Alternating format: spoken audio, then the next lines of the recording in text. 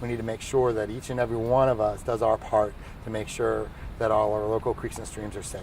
Everybody make sure you put a vest on, be careful when we're out on the road, just like the last time. Some of the pollutants that we find regularly are just trash, plastic bags, beer bottles, soda bottles, plastic straws, things that can easily be thrown away and disposed of properly. Anybody want this for Christmas? That's my shirt, man. But you also have to keep in consideration what it is you do around your own home, whether it's pesticides and fertilizers that you're throwing down on the ground. Well, you know, it's good for everybody to remember in the city that we all live in a watershed, and most of what we do in and around our house works its way into the local watershed through our storm drain system. People ask me, well, you know, what can't I not put down a storm drain? Well, nothing should go down a storm drain. If you don't want to ever eat it, if you don't want to ever play in it, if you don't want to ever swim in it, then don't put it down a storm drain.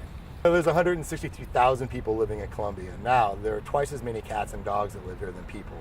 Now imagine all that pet waste. If you leave that pet waste out in the yard, it's going to work its way to our local watershed when it rains. Pet waste is just as bad of a pollutant as human waste. It's not natural, it's not supposed to be there, and it behooves you to pick it up and dispose of it properly out of your yard.